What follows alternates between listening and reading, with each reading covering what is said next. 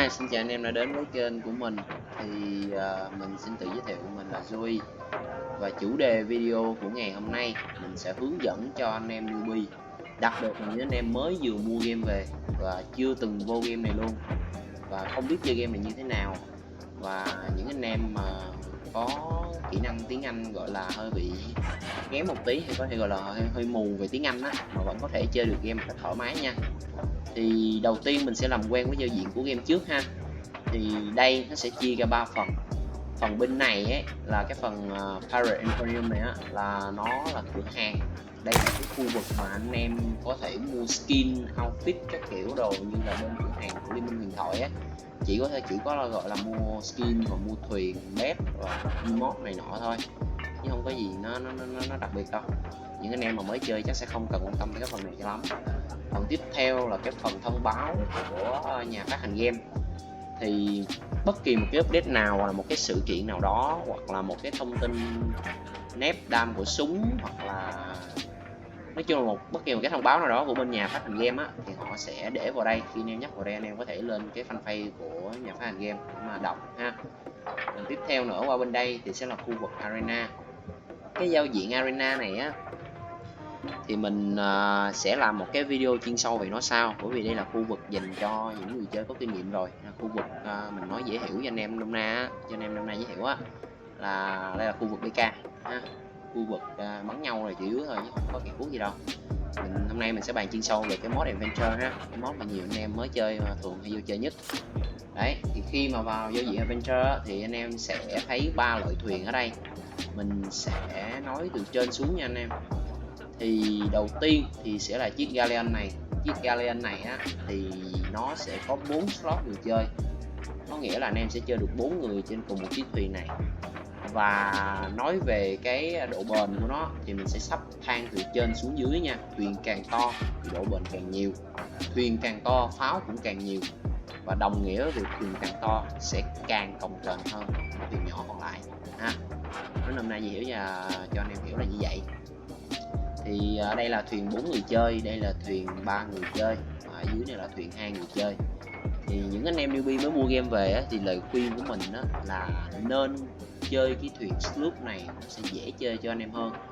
Bởi vì mình thấy rằng là khi mà anh em mới vô chơi á, cái thuyền gallo này nó có một cái nhược điểm á, là nó có đến tận 3 cánh buồm. Thì những anh em mới vô chơi sẽ rất là khó làm quen cái việc mà điều chỉnh buồm đồ này nọ đồ á, neo và thậm chí là cả bánh lái nữa, nó rất là khó cho anh em tập làm quen. Thì khi mới vào chơi, anh em nên chơi cái thuyền sloop này, nó sẽ dễ hơn cho anh em. Bởi vì ví dụ anh em chơi một hay anh em chơi 2 người gì, anh em cũng hoàn toàn có thể kiểm soát được chiếc thuyền này, và nó rất là cơ động nữa. Đấy, thì bây giờ mình sẽ vào cái giao diện tạo thuyền nữa ha. Còn phần open crew và cái phần close crew này á, thì phần open crew á là anh em sẽ tìm ngẫu nhiên, hoặc là anh em lên một chiếc thuyền nào đó đang chơi trong một server đó mà còn trống một slot, và người chơi đó cũng để open crew luôn khi tạo thuyền ha. Đấy, thì anh em sẽ gặp, nhưng mà cái tỷ lệ mà anh em gặp được người Việt Nam khi mà chơi game Sea of Thieves này mình thấy chỉ 0,01% thôi, rất là thấp. Cho nên là mình không nghĩ là em nên chơi cái này đâu, nên là anh em nên chơi cái này đi. Chế độ close crew này á, thì anh em chơi vào cái chế độ này thì chỉ những người nào có kết bạn trên Xbox game của anh em á thì họ mới có thể vào được, hoặc là những người nào anh em mời họ mới có thể vào thì anh em được ha. Đấy, rồi bây giờ mình sẽ bắt đầu tạo thuyền ha.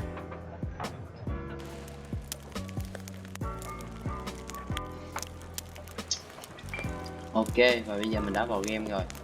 Thì khi mà những anh em newbie mới vừa vào game á, anh em thường mắc những cái lỗi cơ bản như sau. Thì mình sẽ tổng hợp lại thành một cái danh mục mẹo nhỏ dành cho những anh em newbie có thể chơi game dễ dàng hơn, thoải mái hơn mà không lo ăn hành ha. Thì điều thứ nhất, không bao giờ bỏ sót outspot. Có nghĩa là khi mà anh em vừa vào thuyền, hoặc là anh em vừa chết, hay là bất kỳ cái gì đó, anh em vừa spawn lại chiếc thuyền, thì đừng bao giờ một mạch chạy thẳng ra thuyền, mà hãy tận dụng tất cả những cái nguồn loot ở trên cái outspot có. Đó chính là những cái thùng như thế này, những thùng barrel như thế này đó. Những thùng này á, thường nó sẽ spawn ra rất nhiều item cho anh em.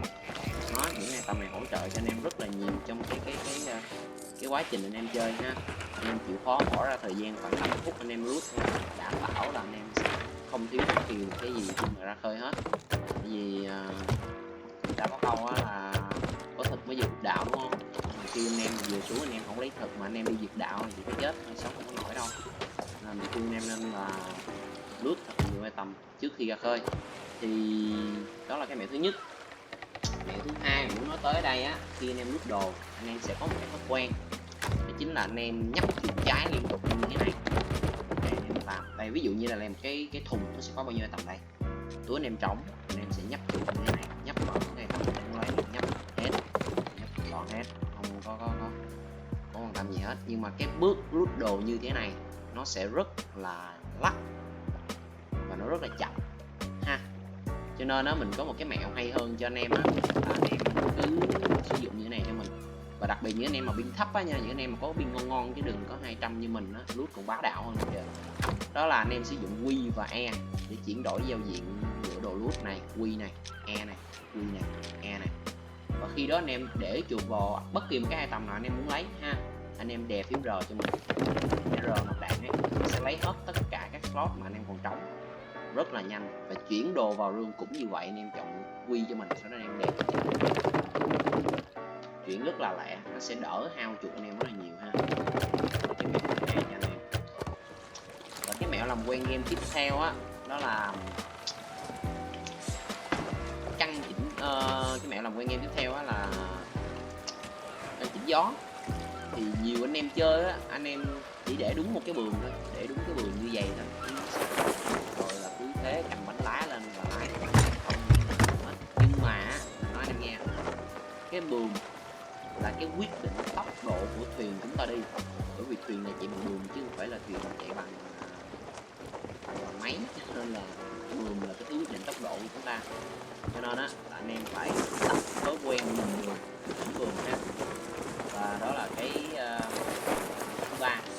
Cái thứ tư mà mình hướng dẫn, cái mẹo thứ tư mà mình muốn chỉ cho anh em á, là anh em nên chú ý hướng gió. Nhiều khi anh em chơi anh em và anh em sẽ gặp cái tình trạng là máy bị lắc thì sẽ không nhìn được cái hướng gió. Mình có một cái điện thoại cho anh em, đó là anh em thử leo ha, thử đi mình leo ha.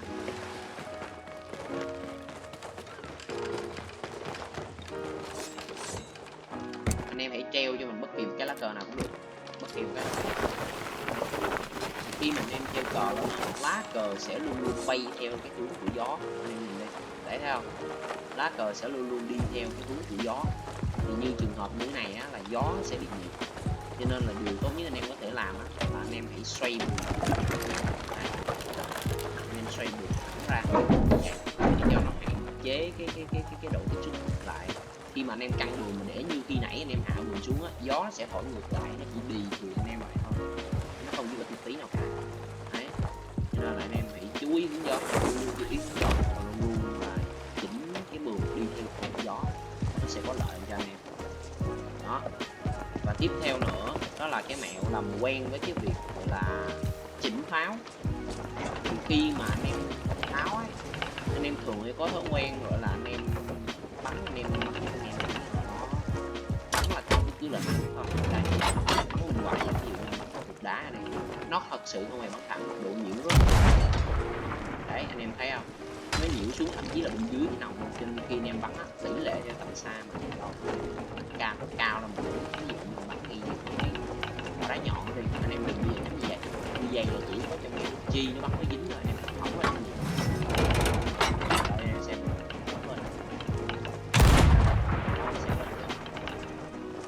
đấy, anh em thấy không? Anh em phải cam lên trên một đoạn nữa, bởi vì bắn pháo nó không như là bắn súng, cho nên nó cũng sẽ nhiễu. Và thậm chí súng trong game này cũng như vậy luôn. Anh em như vậy anh em không thể nào đấy, nó bị nhiễu xuống một đoạn đấy ngay bên dưới rồi, anh em thấy không? Càng xa đạn sẽ càng nhiễu, anh em càng cao. Đấy, cao lên như thế bắn nó mới dính được cao. Đấy, như vậy anh em hãy tập em, bởi vì bất kỳ thứ gì trong cái game này đều sẽ có độ nhiễu nha. Và đó là video của mình nghĩ mình sẽ kết thúc ở đây để dành cho những anh em nào quen với cái từ diện của game của anh em đi. Và mong là anh em sẽ đón chờ video sắp tới. Video sắp tới mình sẽ hướng dẫn chuyên sâu hơn về những cái mẹo gọi là mẹo thiên về PvP và PvE một chút ha.